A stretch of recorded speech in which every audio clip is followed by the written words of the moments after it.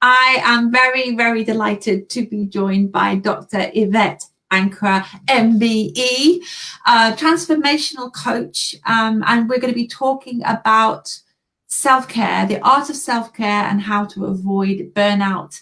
I've just been talking to Yvette about the whole piece around the first lockdown. I completely over-responded to lockdown. And then the second lockdown happened and I kind of hit a wall a bit. And I thought, I'm not sure how I'm going to navigate this, because I was so exhausted and my tanks were really, really empty. So welcome, Dr. Ankrah. Lovely to see you. Your lovely smiling face. So where do we start with this? I mean, you talk about the art of self-care. Mm-hmm. Define to me what the art of self-care is. I didn't even know it was an art. I define it as an art because it's a practice. It's about committing and engaging to the practice of self-care. And I say it's an art because it's something that we do need to learn. So many of us don't do it. We start with very basics of, okay, we'll have that bubble bath or whatever. We don't go deeper into what self-care is and what it means. So that's why I say it's an art, because it's a practice. It's something we do regularly, and you can get really good at self-care. So that's how I frame it and think of it in that way. Yeah. So with it, when you say self-care, mm-hmm. often many of us struggle with the idea of looking after ourselves. I mean, the cliche of putting your oxygen mask mm-hmm. on. I think in the first lockdown, I kind of went, oh, I'm just going to look after everybody else. Yeah. And then I just find my batteries becoming more and more depleted, my energy becoming more depleted, and it serves no one. So how do we make that shift of actually saying this is a really important piece about, claiming that we're worth it to look after ourselves? How do we say, I am going to look after myself here, and give ourselves permission to do that? Okay. Well, everything I do always starts within. So everything starts with you. If you're not thriving, nothing will thrive. So, you want to give to partners, children, your work. You can't do that if you're not optimum. So that's why it's so important to take care of you. And when I talk about self-care, I'm talking about the habits and practices that we do on a daily basis that fill that cup. We're always giving from this half full, slightly, dregs at the bottom cup. You should be giving from a full, abundant, flowing cup. And, you start by looking at a range of aspects that are going on in your world and thinking about how you can improve that, and how you can, the things that you are doing really well, that you can do more of, and the things that aren't working as well as you'd like, how you can, make them work better. So part of creating that optimum self-care is actually creating a self-care plan. We look at plans for everything, but I doubt many of your listeners have a self-care plan. And it's just I wouldn't. I mean, I just put one in place for this lockdown. So for the first time, for me, I'm starting with morning and evenings. Or actually, what I'm discovering is late afternoon, I'm incredibly grumpy and I've lost all my energy. So that is a place where normally I would push through or have an extra cup of coffee. And this time I'm not going to do that. So, yeah. Excellent. So that's the start of awareness of self, of knowing what works for you, your energy, your best times. But the plan actually looks at 6 areas. So it will look at, your work and employment. So what's going on in that space. It will look at what's going on for you psychologically. Also what's going on physically. So, we often find that we're skipping lunch, for example, or we might find, as Susie mentioned, when you've got a bit that you want to push through, you might end up drinking more coffee or eating cakes or things just to boost your energy, and you notice that you're not eating well. Also looking at the emotional. So, we have a range of emotions that are happening, particularly at this time with lockdown. And it's allowing yourself to express, to feel, to connect with those emotions. All emotions are valid. And it's about having someone to talk to, about those emotions as well. journaling's a good tool that you can use to help you with that. The other thing is the spiritual. So when I say spiritual, it's not necessarily religion. It's all about how you connect with something more than you. So it can be religion if that is part of your worldview. If it's not, it could be volunteering. It could be getting out and about in nature. So there are, you know, various ways to connect with something that's more than you. And then finally is our relationships. So often we're with people and we're not really with the people. Our brains are thinking about all the other things that we haven't done. And sorry, I'm back and my whole Wi-Fi just went. I said, working. Fine. I've just gone for the self-care plan. I've just been going through the self-care plan for the listeners. Thank you very much. Sorry about that. That's fine. Working from home. I think it's a metaphor. Yes. Went. Exactly. So you do need to look at that and rest up as well. So I was talking about the different areas of self-care plan. So you'd look at education, employment or your career, what's working well, what could be improved. Your physicality, I was saying we often skip lunch. How many times are we sitting, going for the whole day at this desk? What are we eating? You mentioned, you know, reaching for that coffee to boost the energy. Sometimes that, you know, can affect our diet, to be honest. The psychological, what's going on in our minds, how do we still our minds at the end of the day, and then the emotional, looking at all the different emotions we go through, the spiritual, connected to something that's more than us, and then also our relationships and actually being present when we are with our loved ones. So when we're looking at self-care planning, you'll look at all those areas and pick the top three. You're not going to do all of them because that becomes overwhelming. You pick the top three that will make the most impact right away. So it could be part of your morning routine. It might be, actually, I'm going to spend 10 minutes meditating or 10 minutes doing exercise, whatever it is. And then you might say, actually, the other thing I know I've not been doing is drinking water. Most of us are dehydrated, right? Yeah. The dehydration affects your muscles, it affects your cognition, it affects your ability to do quite a lot, and most adults are dehydrated. So it might be, I'm going to commit to drinking lots of water in the day. So you create your plan in that way, so that you commit to those things, and what you're actually doing is creating new habits. Yeah. And you know, by doing that, you keep going for 21 days, you create these new habits, they become embedded. Then you think, okay, what else do I want to do? You don't do it all at once. You take it bit by bit, because the two factors that we know are going to really impact you are going to be that stress and anxiety and that potential of burnout. And the reason a self-care plan is quite an effective tool is because it helps you mitigate against that stress and can help you stop going to that place of burnout. And the reason I love it so much is because if you have ended up getting into that space, it is a way to help you come out of it. Yeah.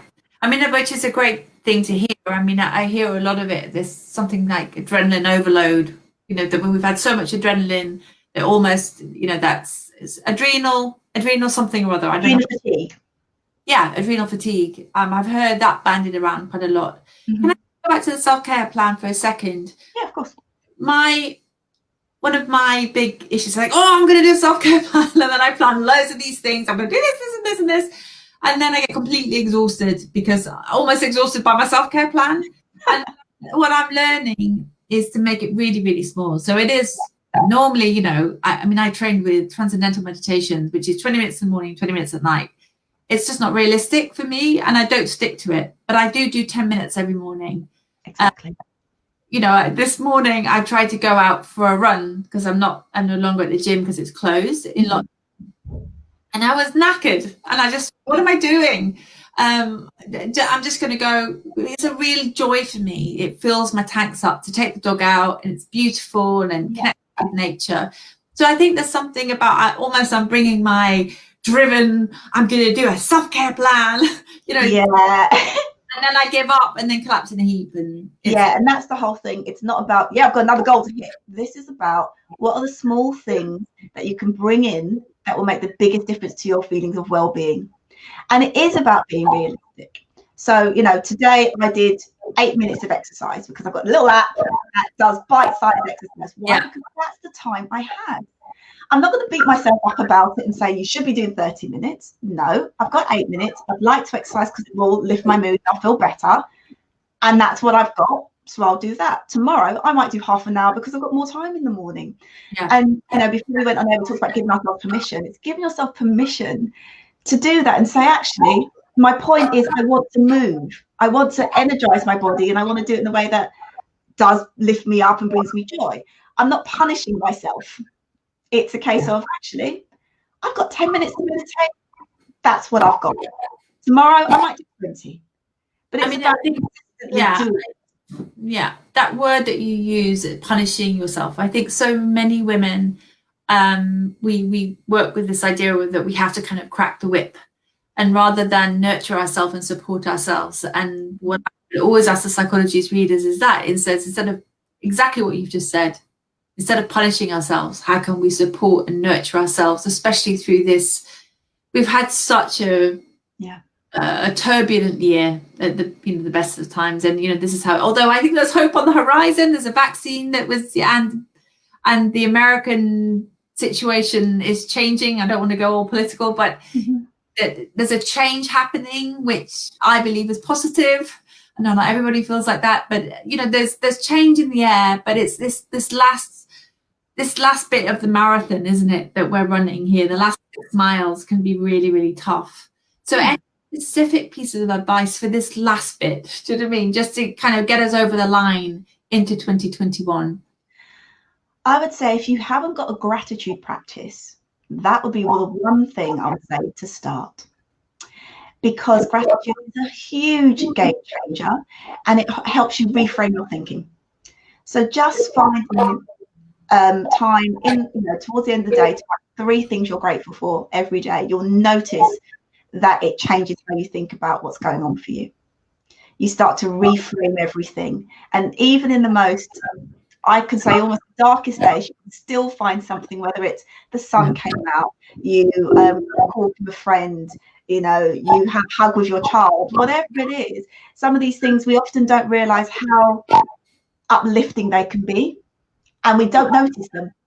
And stopping to take notice of those things start to make you think about, actually, there are positive things going on. There are things that are helping me, making me feel uplifted, giving me joy as I move forward. And, have a little bit of reflection. There's a lot that's happened this year that has been tough, but there's been some beautiful things that have happened.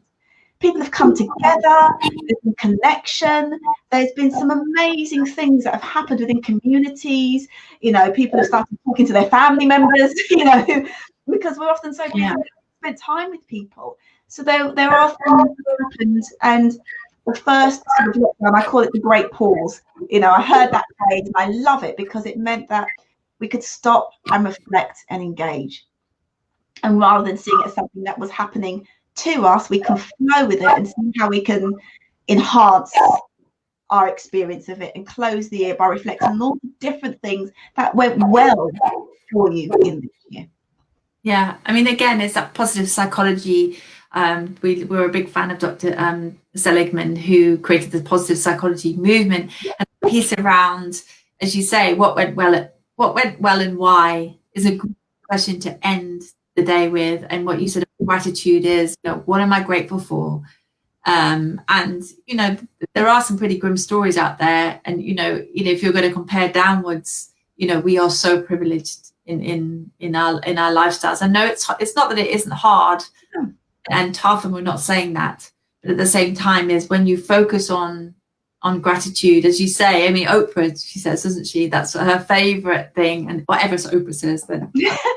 It's the reason why it's been psychologically proven to change how your brain works. Yes. So even if you don't tell somebody that you're grateful for them, if you write it down, the effects of you expressing that gratitude is still there weeks later. So that's why it's such a big game changer, particularly when it's sometimes hard to see things. I always write things like, I've got food in my cupboard, I've got a roof over my head.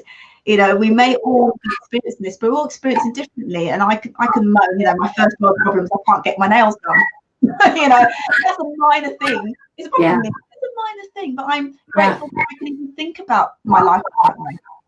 Yeah, that's right. That is completely, doable practices that we can all put into our days. Yvette, thank you so much for your time today. You've re-energized me, and I'm thinking, right, yeah, let me just get to that. I love, the self-care plan that my battery ran out. Interesting. But I think what I heard you say just at the end was about almost your spiritual connection. So I think I've been very much focusing on my mind and body, but I think for me there's the walks in nature and connecting to something bigger than me, that kind of sense of awe, the kind of sense of magical, the sense of mystery, I think really helped me as well. So be it listening to certain meditation types, and I think for me, I think I'm plugging into that idea that I'm supported, that the earth knows what to do, and we will get back to center again, that we will get through this, and we are supported, on some level. Yeah, wonderful. Thank you so much. Now, all your links are below. You've got lots of different programs going around. So if anybody needs to connect to Yvette, there are all the links below, all the different websites. Is there anything that we should know about that you're going to launch soon or in the new year? Any programs that we should sign up to? Well, I do run a workshop on creating your self-care plan, and a 90-minute workshop, and I've released the date, so the 12th of January. If people want that information, that is going to be on Eventbrite. So yeah, that's something that will be there if you actually want to sit and spend some time, take some time out for you to actually look at this and look at what's going on for you in self-care. Brilliant, fantastic. Well, I hope everyone will take you up on that offer, because that is, I think if we can learn the art of self-care and avoid the pain of burnout, then I think it is, one of the biggest investments that we can make probably this year. So Yvette, thank you so much for your time today. Lots of love, and thank you for joining me. Thank you for having me today. Thank you. Bye-bye. Bye. Bye.